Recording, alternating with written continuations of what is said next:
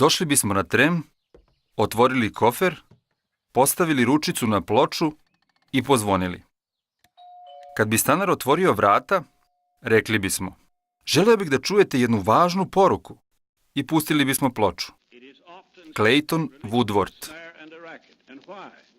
Kad sam bio pionir, stalno sam koristio fonograf. Baš mi se sviđao.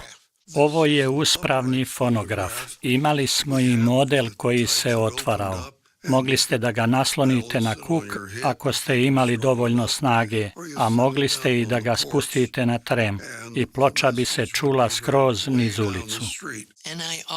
Kad pustim ploču, uvek mi se sviđalo kako brat Rutherford kaže: religija je zamka i prevara.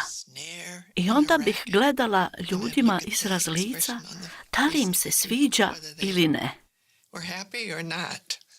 Sjećam se da su nam rekli da bi stanaru bilo lakše da se koncentriše na poruku, bilo bi dobro da gledate u ploču. Dakle, trebalo je da gledamo ploču kako se okreće.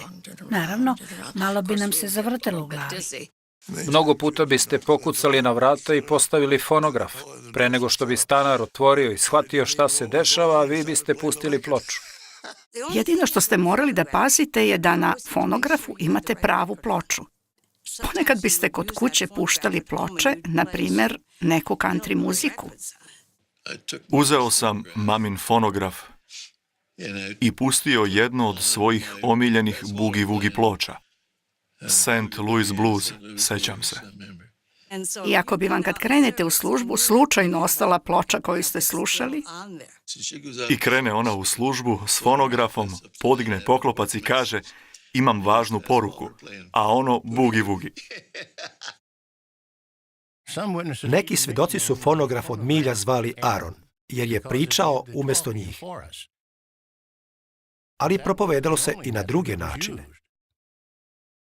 Imali smo i kartice za svedočenje. Na njima su bili lep kratak uvod i 1 ili 2 biblijska stiha i to biste pokazali stanaru. Obično bi stanar pročitao par redova i vratio vam je, pa biste morali da dovršite razgovor. Dešavalo se da im date karticu, a oni je okrenu naopako. Zato smo je ponekad pružali naopako da bi je oni okrenuli i pročitali.